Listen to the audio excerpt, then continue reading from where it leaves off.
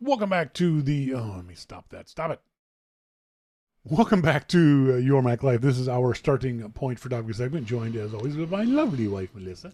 Hello. Hello. Did you make omelet for the boys? Nope. What did you make for the boys? Leftover noodles and Parmesan cheese. For those who don't know, our sons, stepsons, my stepsons, her son. I had them like I, gave birth to them. Just pick them up off the street. Melissa makes dinner. I usually make dinner. I like making dinner. But on Wednesdays, because I'm here, Melissa runs out during our gym segment and makes omelets. No, tonight I did noodles. What noodles? Leftover cheesy noodles. You said those are for me. I did. That's right. Jesus. I gave them your leftover dinner. So last month, we went to Lisbon, Portugal. Beautiful place. If you're looking for a vacation, go. All right. It was warm. It was sunny the entire time. A surprisingly large number of tourists were there. I wouldn't want to go. I've always said I'd never go anywhere in Europe in January and in the summertime. But even in March, there was a lot more tourists than I expected. Not too many, but still a lot more than I had expected. So I think maybe May might be the latest I'd go to Lisbon. Oh, it was getting too busy for me by the end of the week that we were there. Yeah, but I'm not a crowd person. I don't do well in crowds. So yeah, don't ever go to Europe in the summertime. It's insane. Unless you go to some obscure Romania kind of thing. It's funny, MacMan says he was ready to start strangling the tourists. Yes. You were a tourist, MacMan. No. I was not a tourist. We were travelers. Okay. There's a difference between a tourist. Oh, these other people are tourists, but we're not. But we're not. So I posted up on YouTube a video of our 9 days there. You can go to YouTube and do a search for that. Do a search. Sean King, and it'll pop up. Or send me an email and I'll send you the links to the videos. They're little short videos, 2-3 minutes, easy to get through. But then I also posted up a video of the student photography. And some of these guys took some great shots. I don't know how much I contributed to the quality of the photos. I like to think I had some small part.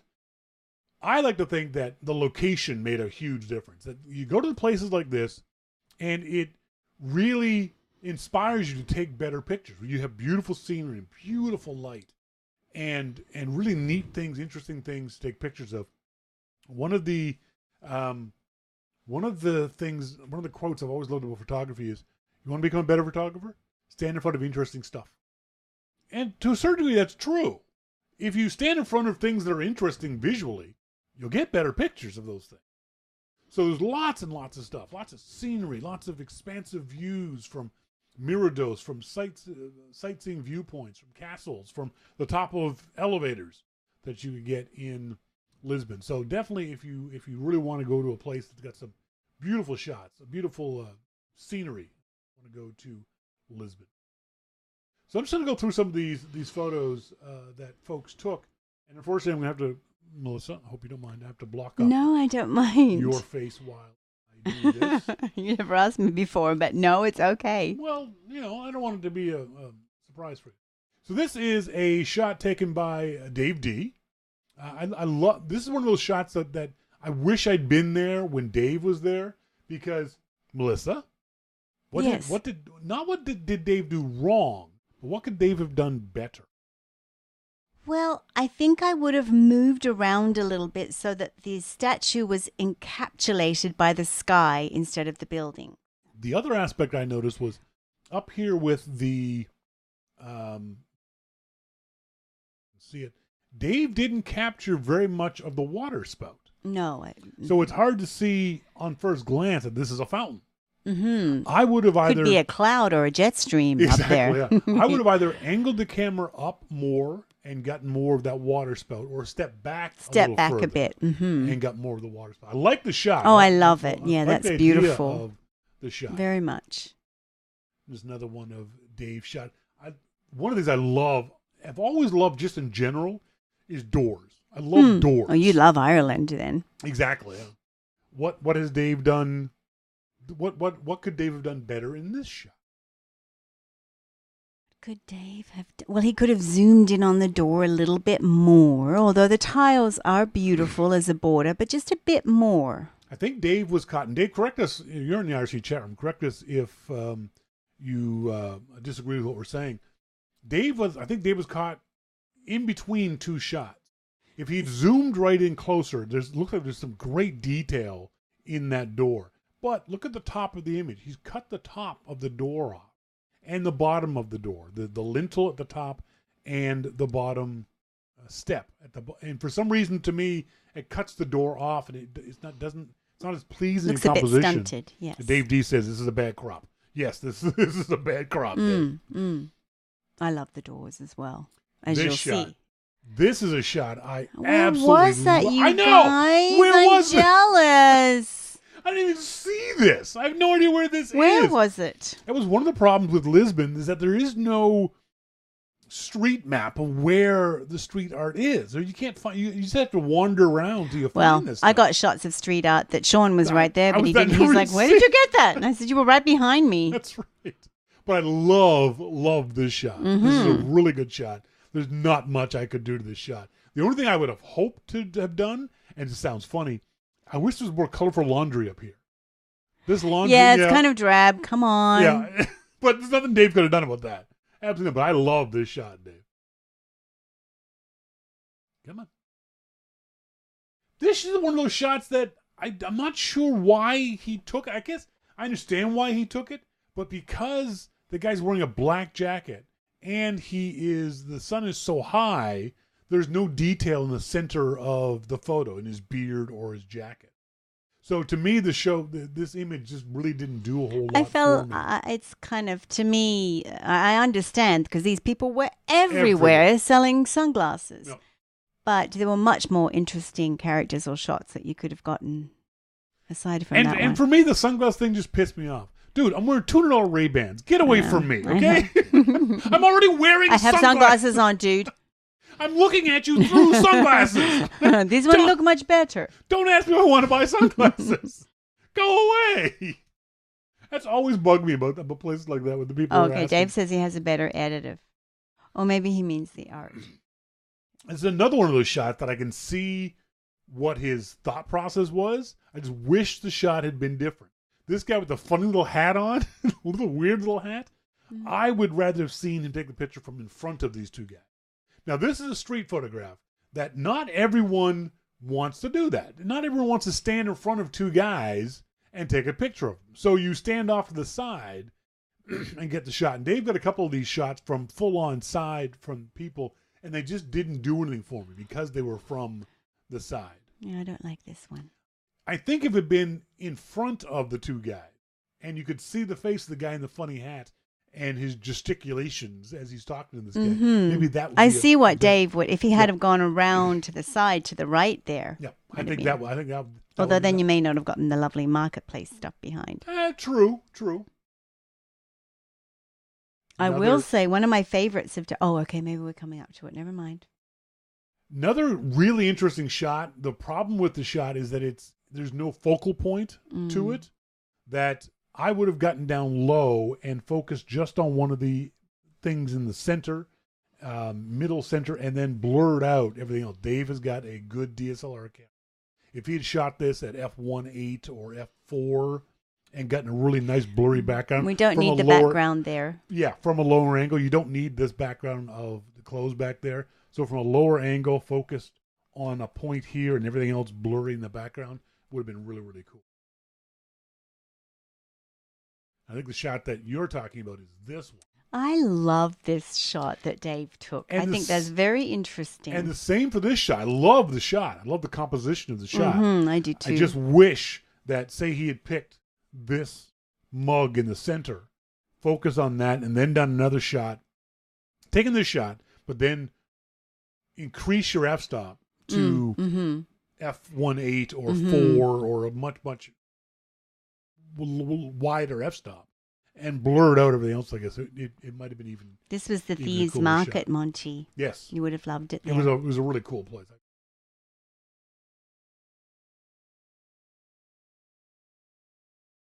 Hang on. This is a shot that's a beautiful A beautiful shot, Dave, and I understand the difficulties he had in it. I think this is the Museum de Azulejos chapel that Dave was telling us about. And it's a beautiful shot. The only downside is because you've got that bright spot dead center in the photo, your edges are much darker. There's still detail in the pews on the side, but you couldn't do much about the shot. I think this is probably the best he could have gotten under these conditions. Now, in editing, you could go into Lightroom or any number of other apps and brighten up the pew area. Not too much, because you don't want to distract from that center altar, but maybe made them a little less dark. But it is a beautiful shot. I really like what Dave has captured there. These are what I call memory shots. They're fun images. Mm-hmm. This is Dave's lovely wife Anne, who was just a blast to hang out with, and these freaking massive. I think they're aloe vera. Aloe vera plants. These things were as tall as I am. Yes. They were huge. Like from the dinosaur age. But I love the joy in Anne's face on this shot. The only downside is that it's all green, so she's almost lost in it. You have to really kind of pay attention to her. But good light, good shadow, good composition. She's not dead center. I think this was a really good shot. And here's a shot we were talking about before. Another one of those images that I was there and I didn't see this. Well, you wouldn't go down the hill. Like, when are you going to go down the hill? Shush, I might have I'm gone down. sorry, Shush. you got to come back up. I might have gone down the hill. Okay, fine. But Melissa and I were sitting like right here in the grass, and my brain never turned around to look behind me, which is something I teach students to do. I did look behind me, but it was just very close. Yeah. So I wasn't as far as where Dave had gone. But I love the idea of we're just walking away from the thing that you're at to get a better angle on the shot. We think we have to be there, but sometimes the shot is better when you walk away from it. So I think this is a great shot, Dave. And yes, the sky really is an insane the sky blue. is really that blue. This, Dave, is possibly my favorite shot. I love that. I absolutely love this shot. I love everything about this shot. The focal point of the candles in the center. The fact that not all the candles are lit. Mm-hmm. Did you blow some out, Dave, to get this shot? Because I think that if all the candles were lit, it wouldn't be as nice. No, there wouldn't be a space at the end of the photograph, if you know what I mean. I'm not sure exactly what it is, but I love that. Yeah, Dave, my soul is forfeit. Yeah, really. That's right. But I love what the shot represents. I love the colors, the light, the shadow, everything he captured about this. I think it's a beautiful shot, Dave. Congratulations. That's a great shot. Now, Dave and Anne went inside the convent de Carmos. This is a convent that, in the devastating earthquake of 1755, the roof of the convent collapsed. The sides, the walls of the convent stayed up, but the roof collapsed in on itself. And they've left the convent in that shape. They're fixing up the walls, and things happen inside the convent. They'll have concerts and art exhibits and things like that. But Dave and Anne, I'm going to assume Anne, went inside. Now, there's two problems with this shot. Melissa, can you see what they are? Well, the arches are cut off. Yes. At the sides, which I would love to see. There's no depth. It's the cloudless sky. Well, though we couldn't do anything about the cloudless sky. The cloudless sky hurt a lot of our shots. It's funny, crooked. we think this bright blue sky is a wonderful thing to take pictures of, but in fact, it's not. It gets a bit boring after a while. Because it doesn't give you that we talk about in the class, that foreground, middle ground, background. And with a straight blue sky like this, there's really no depth to the background. No, and what Monty says is right. And what am I looking at? Am I looking at so the arches on the side are cut off. Yep. But actually zooming in to just the end would be quite beautiful with the just the one arch. Yep, possibly. Yeah. The other thing is, and you can't see it on this one very well. Let me crop in a bit. Look in the lower right. Got someone's head. Yeah, is that a head? That's a head. I can't see. I wasn't sure what that was. Yeah, the head is. That's the head down. And finally, for Dave shots, I like this one. I think you got to do more work on it to get it to be what you want. I like the idea of this. I don't know where he found the clouds. I don't know where the hell the clouds. Did you put the clouds in there afterwards, Dave? No, the clouds were there. I like the idea of this shot. I would like to see some more texture to it, some more grain or grunge or something to it to give it a little more depth. It also feels a little crooked. Am I wrong in thinking that? Yes, it is. I thought the convent one was a little crooked. A little crooked. Could be. I like where he was going with it. I like where your mind's at. Because he's in the chat room, we'll do MacMan's next. MacMan got some great shots. This is a really neat shot, MacMan, because it feels very much like the Golden Gate Bridge in San Francisco. If you look at it very quickly, on other photos you see of, this is the April 25th bridge, it's called. Liberation Day for the Portuguese. Real quick, it's got the same shape of the Golden Gate. I think it's shorter than the Golden Gate. Same general color of the Golden Gate. So real quick, it looks like the Golden Gate Bridge. But I love he did this. His horizon is in dead center. And even though we've got, again, the unfortunate boring blue sky, I think he did a great job on this shot. Here's the shots that the original. Come on. How am I double clicking? So this shot Dave took, and we talked about it in the Friday critique, and I was so happy to hear Dave tell the story. So in the original critique of this, I said I loved the shot. I love, again, the horizon's not dead center. He's got this is the one of the towers of the National Cathedral is over here on the left, and I even like the construction crane there because you can't do anything about it. But what I didn't like was this railing in the foreground. This railing in the foreground, that leading line kind of distracts away from the photo. And so Dave went back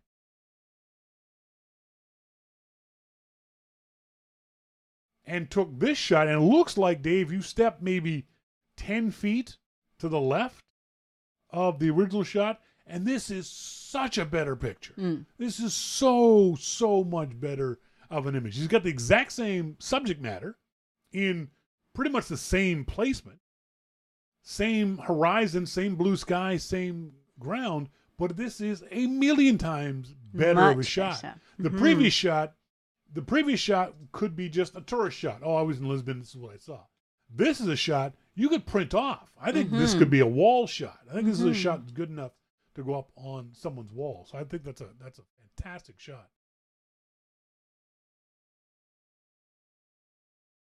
These shots you have to take, and they're easy to take. But these shots of these wonderful arches, they for those folks who have seen our pictures, there is it's called the Praco de Camerca, and there's a big arch. And Melissa took some pictures of the arch. I'll show you later. There's a great big arch, but underneath the arch are these walkways. These walkways are beautiful. I would love to have gone back in the evening to shoot these arches at night too. And the other thing I wanted to do, and what Dave didn't do here, not knocking Dave on that, is I would like to take this shot sitting down to get a bit of a different angle. Remember we talked about this in the class, get a different perspective. Well, and one person with something bright on walking through and would be nice too. The other thing I would do if we had a chance to go back and do this again is I'd have you standing behind one of these arches and casting a shadow. Right. I think a shadow in the first arch or the second arch might look kind of cool. Mm-hmm. This is the Belém Tower. This is a great shot that Dave worked. This is one of those shots that you work, that you know what you. I think, Dave, I'm speaking on your behalf, so correct me if I'm wrong. This is one of the shots that you work at. You think, okay, this is what I want to do. I want to walk down to that spot. I want to get the sun, because if he had shot this with the sun in view, it would have blown the light out and it wouldn't have been a very good shot. But having the sun as a little bit of a halo, and it's easy to do. You just angle yourself in your camera so the sun is just barely being covered by something, a tree branch or a sign or in this case, the castle, the tower ramparts. And it gives a really neat effect. I really like that shot. That's another one I think could be printed off. And here it is, bar none, the best shot of the week of a sunrise, as we've since discovered. That's even more incredible. You went up there.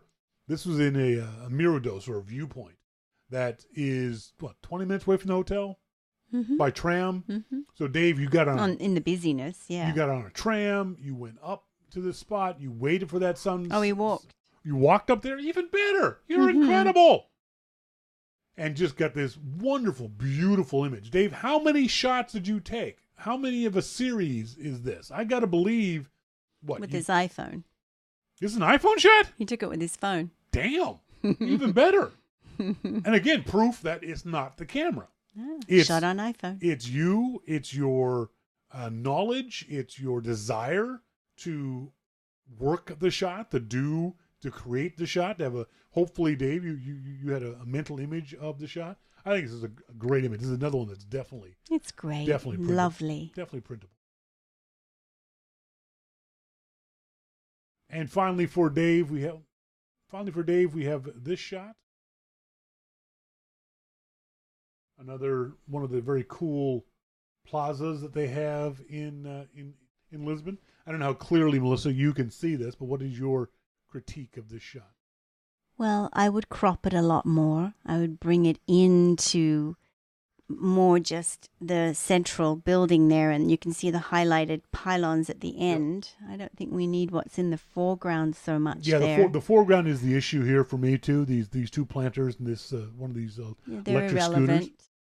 You either walk forward to have those planters by your side, or you still walk forward, or you get down lower at the level of the planters, right there at the right next to the planters. I like those green lights on the ground there.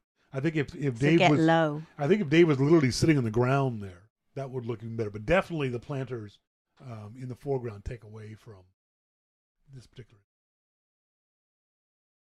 We had another couple who joined us who aren't listeners to Your Mac Life. I know, shocking.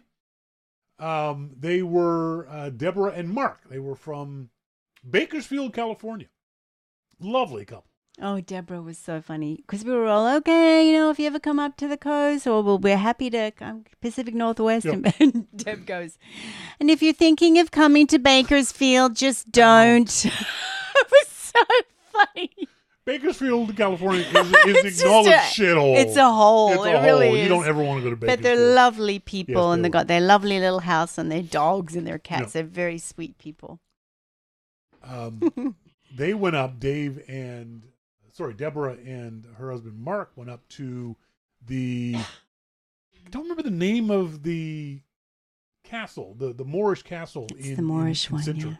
And she got this really neat shot. I love that shot. Showing the steepness of these stairs. It's a really good shot. Mm-hmm. And the texture of the rock and the stone, that kind of stuff. I think it's a really shadow, really good shadow. And it's fabulous. Yeah, I think it was a great shot that Deborah took. And she took this with her iPhone, if I remember. Mm-hmm. She did.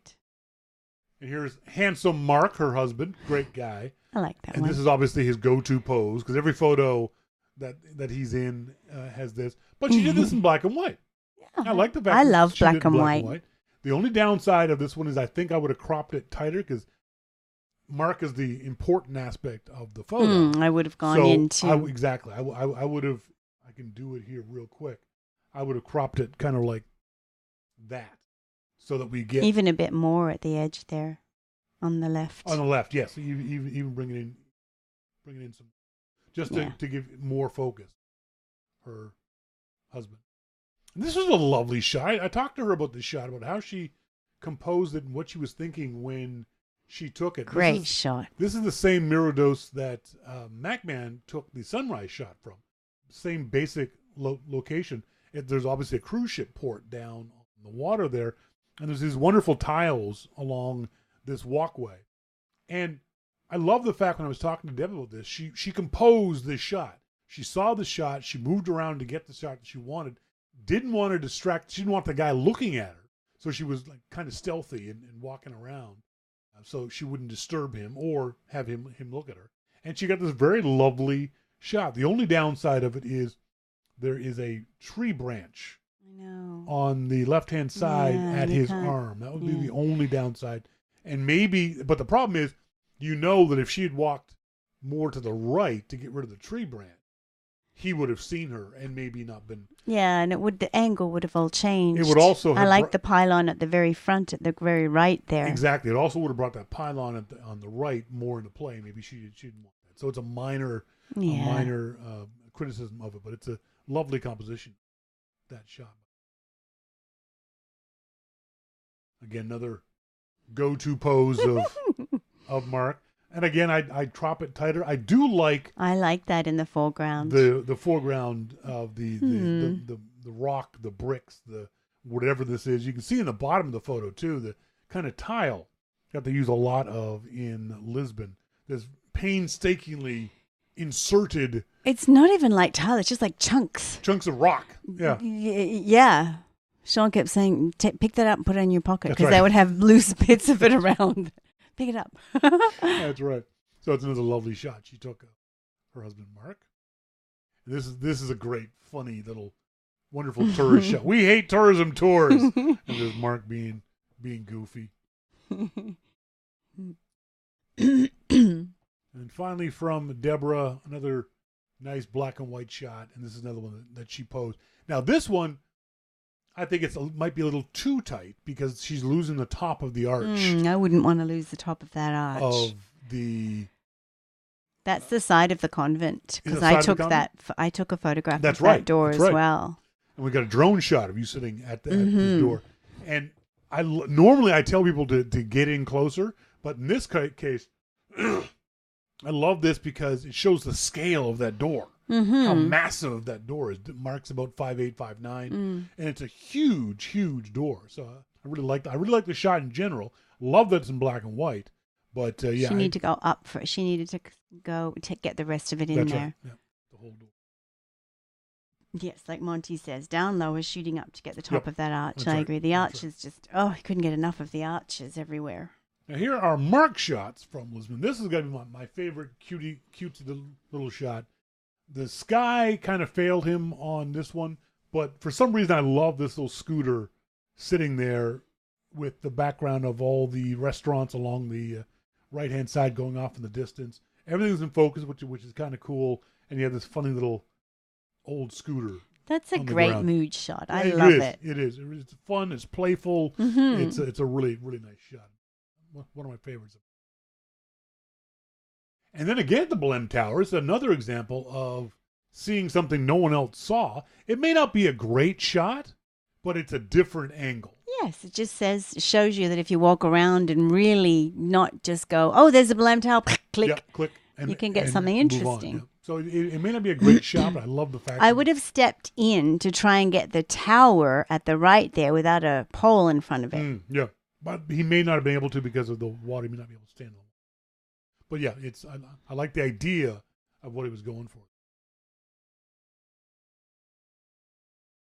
This is a shot of the Discovery Monument. Come on. What's wrong with this shot? Well, I don't really know. I'm supposed to look. I would have walked around and gotten them from the side. There's no faces. No, I mean, I'm kind of like a jumble of sculpture. It just doesn't do anything for me because there's no context. Am I looking at the river? Am I looking at the people? This is the Geronimus Monastery. It's called the style of this is called Manueline, after the King Manuel. It's just magnificent. Typical inside. Typical of Gothic cathedrals, but this one is a different style to it. I love the ornate work on this stuff.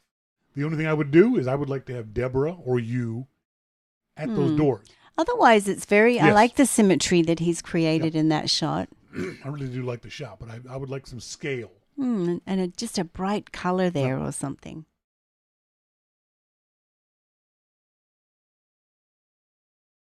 And you're always gonna be careful about photobombing.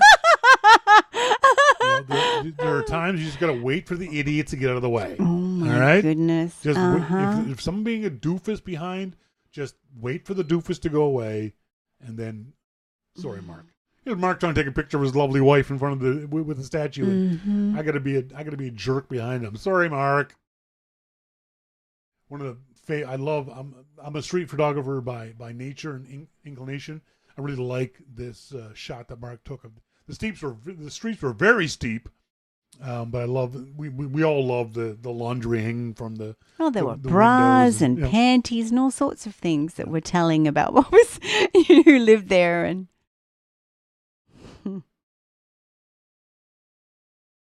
This is one of those shots where I kind of know what he was going for. I wish he'd gotten lower on this one again. Sorry, what is that in there? Doggy. Oh, it's a dog. A little dog. Oh, that was at the market. Yep. Yes. So I think this would have been a better shot if he'd gotten a little closer and gotten down at the dog's level.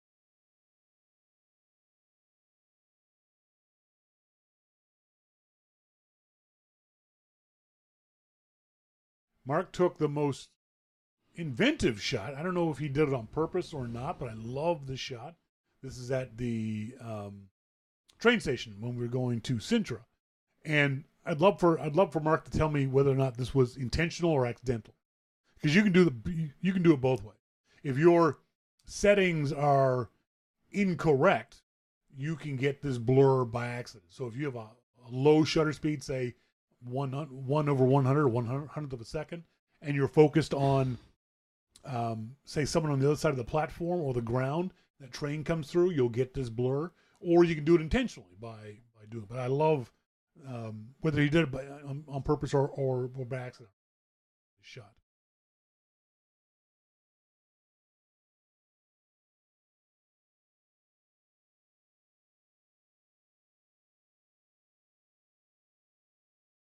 Fine. This might be the best framing shot that we got from Mark. I love the way he's got this set up. That's the Penna Palace. They're obviously at the Moorish castle while taking the shot, and he framed it up with the arch or with the I tried to do that at Sal George that night. I tried to frame up or have that feeling of that. That's a good one. Yeah, it's really a nice shot. I would have gone a little bit closer. Possibly, yeah. Good point. Mm-hmm. Good point. I like.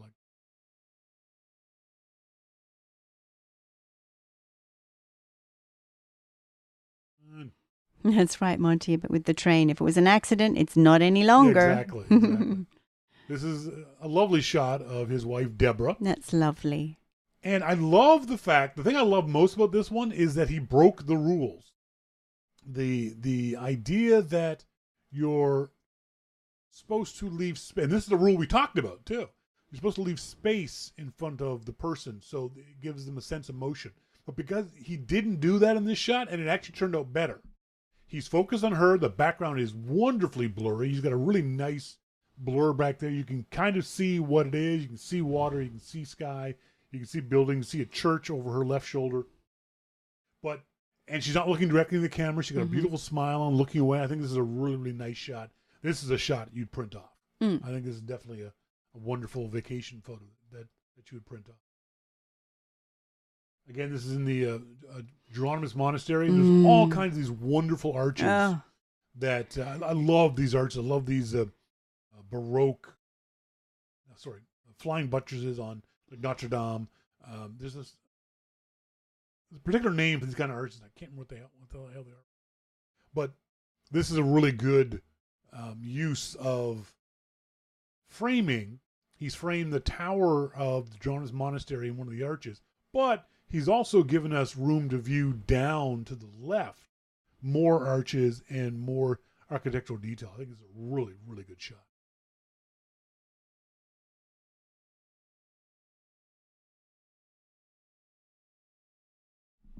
And here's a shot he took that I disagree with completely. This shot in black and white, I don't like at all. Yeah. Because the light there was so beautiful, so golden. Stunning place. You can see from the previous picture the color of the stonework in this. And this, to me, doesn't work as a black and white shot. There are other shots that do work as black and white, but this one in particular, because of the subject matter, doesn't work. I wouldn't have shot any of that place in black and white. Yeah. The color was so subtle and soft and beautiful. And now, the hard critique. My wife. Oh, I like being critiqued. She says that now. I do. I like it. You learn from critique. I'm teasing. So these are some of the shots. I love this shot that Melissa took. You posted this up on Instagram, and you were having fun playing around with merging the photos. Mm-hmm. The only downside of it is, and it's not a major downside, it's only because I was there and I know the story. I know these 3 shots aren't connected thematically. They're not the same building. Oh, no. The same trip, the same day. Yes. But no.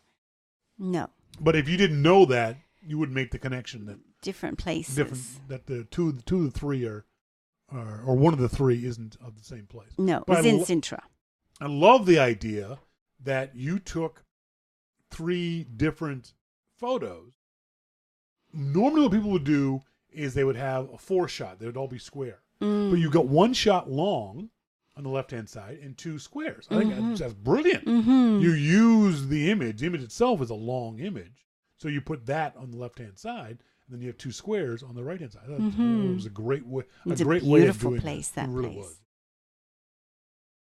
So here's the arch. Melissa I was talking before, and again, underneath the arch is where we showed those pictures. And so tell people about this shot. Well, Sean, of course, when we sort of walked down there this day, and there it was. We were finally seeing the arch. It was very exciting, and we stood there, and Sean said, "Okay, so I'm going to teach you how to do a sort of stepping to get the sun, just almost like MacMan did with Belém, just to get the sun just there." And that's what I did. Took a couple of tries to get it just right, but I love. Oh, sorry, I don't have the audience can't see the top of the shot. There we go. So you guys can see just the very peak of the shot and can see what Melissa has done with the sun. And that was with your iPhone. Oh yes, all my shots are with my iPhone. And again, unfortunately, our sky is kind of boring, and we can't do anything about the wire. Yeah, the lines are everywhere. The lines are everywhere. Not a whole lot you can do about those. Yeah. Except, as Melissa found out later, there is. We'll talk about that.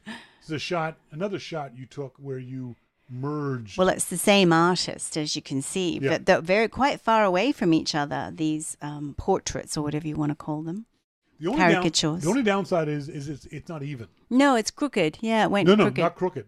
There's more of this one than there is of this one. Oh, I did that deliberately Why? because of well, first of all, I needed to get the whole big face there of the complete guy.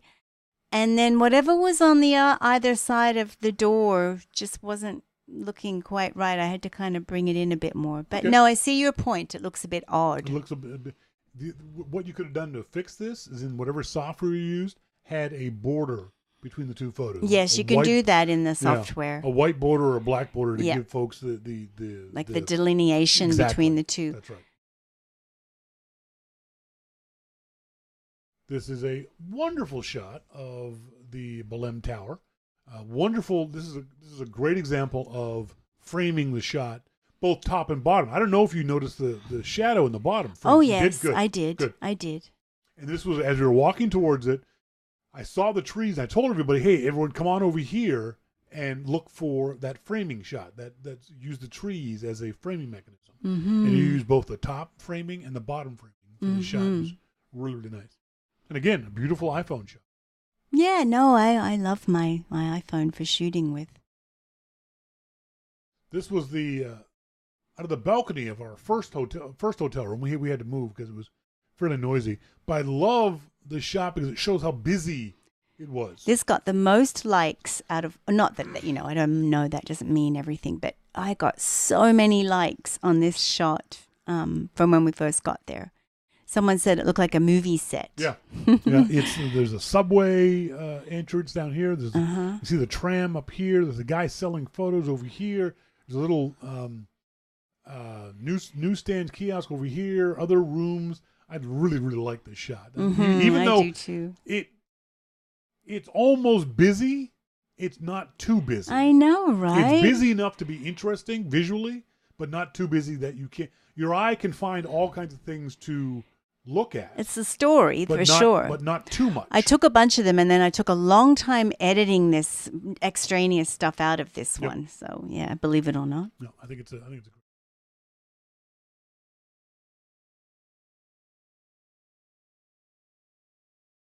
another example of a shot that Melissa saw that I didn't see, even though it was right there. How much editing did you do on this one?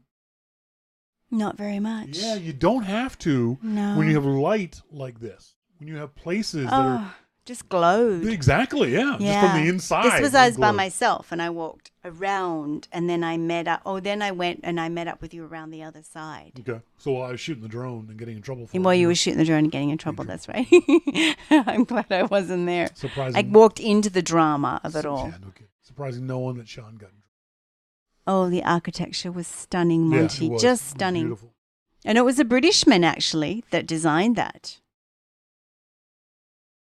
This is another great street shot of Lisbon. I just love these narrow, windy streets. You got a great leading line there. Oh, The cars okay. on one I was going to side. get rid of that one. No. I think I did. No. Yeah. The cars are leading you down that path. Again, you can't really about the electrical line going across. You've got the laundry hanging off one side, these beautiful flower pots on the other side. This is, I think, a printable one. Oh. I think this is one that we could definitely print in. Oh, wow, okay. It's a lovely street scene. It's funny. I would. I deleted that one. I thought, I guess that's kind of boring. If we were gonna print it, I would use software to get rid of that line, the electrical line. It's the only thing that's. Yeah. Maybe the telephone, maybe the TV antennas at the top, but otherwise.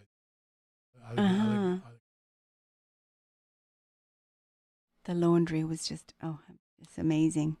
This is another great example of the power of editing in photography and the advantage of the iPhone when it comes to this stuff, that you can edit right there while you're sitting right there. Mm-hmm. You may not have done it, you may have done it, but within seconds. So Melissa took this shot. Tell us about the shot. Oh, well, I was just enamored with this door. The convent, there's something about this convent. I'll be always forever sad that I didn't get to go inside. I don't know what to say. I just needed to take a picture of this door. But when you took the picture, you then looked at it and decided to edit it. Why? Because I'm getting I love black and white and I wanted the texture to pop out more, I suppose. The other thing I noticed is that the photo is crooked. Yes, it is crooked. You're right. You have the Sean problem. Your eyes being wrong. I was. So there is your edit. That's my edit. I love the edit. Oh. It looks like she's cut the top off. She hasn't, folks. Let me just squish this in. You guys can see the whole thing.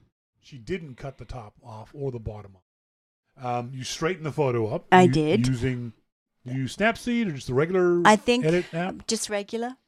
And using the regular edit app, did you do it in black and white? I played with this one a lot. Yes, I just used the regular. Cool. Mm-hmm. So, I was hoping, to tell you the truth, I was wanting to go in and give the door just the door color. Yes. But I couldn't. It was too bright, or it wasn't what I wanted, so I left it that way. And this is a shot that wouldn't have worked if there was a person there. I don't know why I say that. Yeah. I don't think it would have worked as well. It's like a standalone old. It's so old. Yep. And beautiful place. Now, sepia. I tried sepia. For those folks who were here off the top of the show, I told you to remember the shot. Here's the shot I was talking about. And I wanted you to remember it because there's all over Lisbon, there's these tram lines. If you see these tracks at the bottom of the image, at the top of the image, you're always going to have tram lines. Mm. And the tram lines in this case were ruining.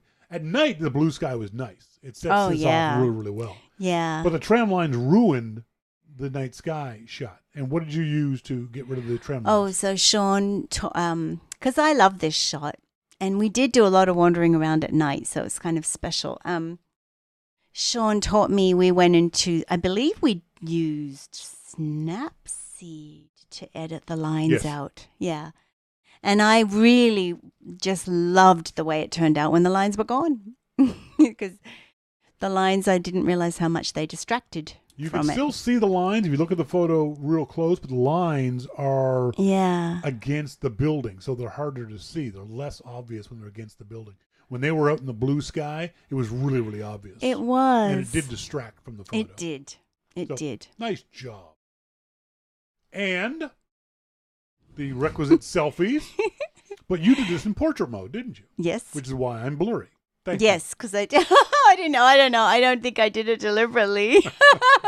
Remember, portrait mode does it automatically. Portrait mode sees that face and makes everything behind Yeah, you that got to face change blurry. that f-stop option. But I like it. Especially because you've got the Pantheon in the background is also blurry. Yeah. But me being blurry, I don't mind. I think this is a really nice. Dave D says Sean King never looked better. Exactly. I should always be shot in soft focus. Oh no, I know all the girls like that too. Exactly. They should definitely always shoot me in soft focus. Another example of some of the wonderful street art that we saw all over the place in Lisbon. Just wandering. This was literally, we were in a restaurant and it was at the No, Miradus. we went to the Miradus and looked down in the night, and there was this yellow light glowing, and that's where we went down.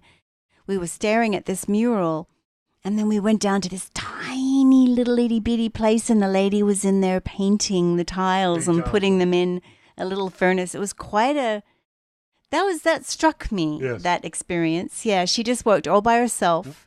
6 days a week. It was 9 o'clock, and there she was, and they were exquisite. Yeah, beautiful.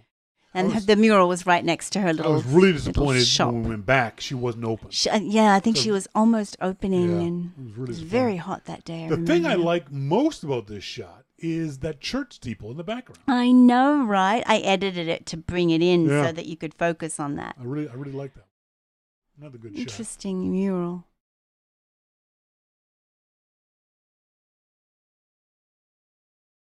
Through some, I'm not going to critique all of them. No.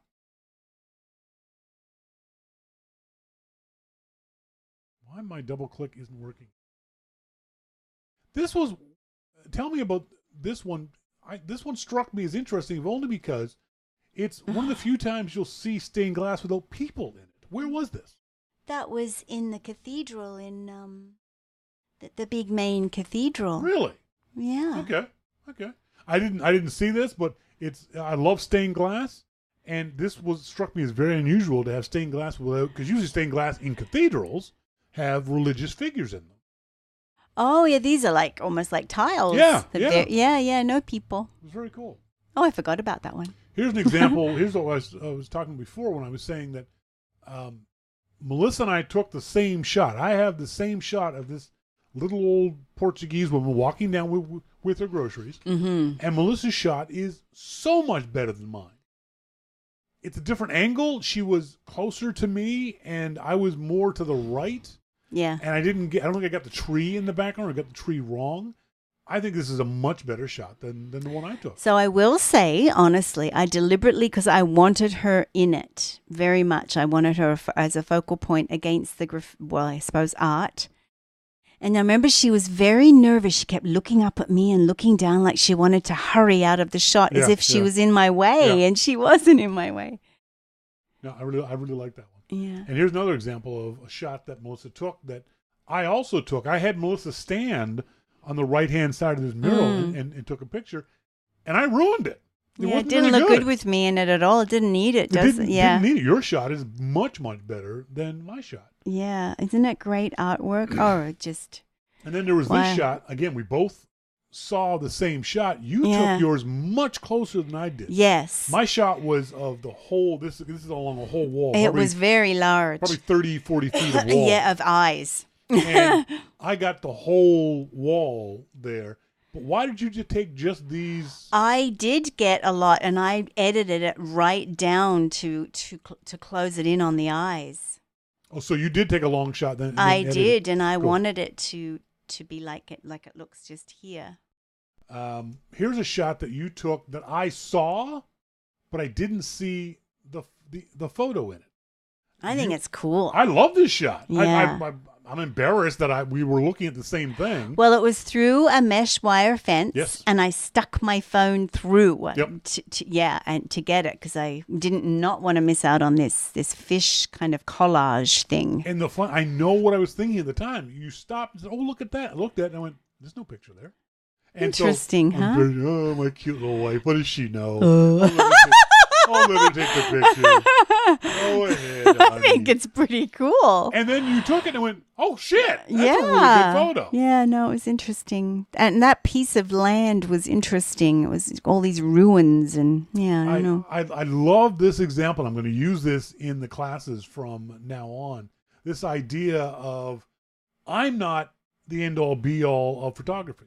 That every photographer has a different way of looking at the world. That's what's beautiful about it. Exactly. I love the fact that you and Dave and MacMan and Ann and Deborah and Mark, we were all in the same place, but quite often you took different photos. It's very cool. You should make it a part of almost what you're like. Stand here, everybody, and go this far, and everybody take a picture, and then see what everybody takes a picture of. And, the idea of looking around to capture shots. This is another example that we were in the exact same place, and I literally did not see this mural. Well, the story of that night was that we'd had our awful credit card incident, and we were wandering around the Alfalma district, and we were lost, and we were mad. We were fighting. We were having an argument. We were mad at each other. But obviously I wasn't too mad because Sean was wandering around and we're going into places. We were completely lost. And I saw this and I turned around and thought, oh my God. So I stopped and took a picture. And Sean kept wandering around angrily. I never saw it. And he never saw it. He said, where was I? I No. said, you were right there. So it just shows you the state of mind that you're in will affect your photography as well. One of the things I loved about Lisbon was this. We saw this on several occasions. These trees literally growing up in the middle of sidewalks and in centuries-old staircases. They could have very easily made building the staircase so much easier. Just cut the tree down. Mm-hmm. They didn't. And now they have this beautiful tree in their walkway. But I'm using this as an example of taking a photo and then moving around and taking the photo again. Yes, I didn't take that one. You didn't? I thought you took both these photos. Oh, well, maybe I did. No, you did. Okay, good. Because I remember going, Anne, look at this tree. And I wasn't sure what it was. Okay, good. There you go. This is a great example of taking that photo, but then working the photo. I don't know if you were thinking, that one wasn't very good. Walking around, Monty, two different feels from the same object. Exactly. Certainly the second one is much better. This one, because you have this line going up the center, so your eyes are being drawn up the center. You have these stairs, your eyes are being drawn up. You have this beautiful tree, and people say, well, it's dead center. Well, the trunk of the tree is dead center, but the important part of the tree is off center, like we always talk about. No, I think this is a wonderful shot. And this one, I think, with the only downside of this one is I would pump up the colors, give it a little more. Okay. The tree was not this desaturated. It was a much brighter. It was much more purpley, pinky kind of tree. Yes. That yellow of the building on the sides is a little brighter yellow. One of the downsides of a lot of cameras, they don't saturate the colors as much as what our eyes see. So I would bring this in the Lightroom and bump up the colors a little bit. Yeah, that would be. And Monty's right. The second one, the line is in the shot. The first one, the story is they kept the beautiful tree. Yeah, exactly. That's very true. Yeah. So I think all the students did a wonderful job. I'm really so happy with the way things turned out for all of you guys. I'm very proud of the fact that, like I said, I hope I had some small effect on everyone's photography. I am not doing this to be facetious or sort of high on myself, but my photography is getting better, and it's exciting. The important thing is for all of the students, MacMan and Dave and Ann and Mark and Deborah and you, practice. You can't do this stuff, whether you read a book or watch a YouTube video or pay for a class or go to classes, and do it once and then not do it again for 6 more months, because you'll forget whatever you paid or It's read true. or watched or whatever. It's got to be something to get better. Yeah, Dave D, you got to get out. You do.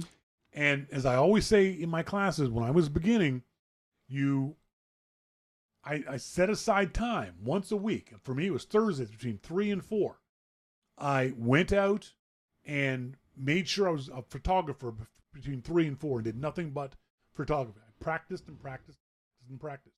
After a time, things become fairly automatic. But even I noticed that if I haven't shot for a month or so in the dreary winter around here, I'll pick up my camera and go, shit, I've forgotten how to do this. What's this thing? And I'll fumble quite a bit.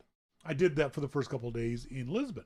My shots weren't coming out very well, and I couldn't figure out why. It's because I've forgotten what I knew about photography. It came back very quickly. But, yeah, you got to practice. You got to get out and do stuff. MacBan says, the one I went back and retook was because of your advice of look behind you. I was looking around while waiting for a long light to change. Fantastic. Exactly. The tips that I give folks, the tricks and the techniques, aren't things that are going to happen in every single photo.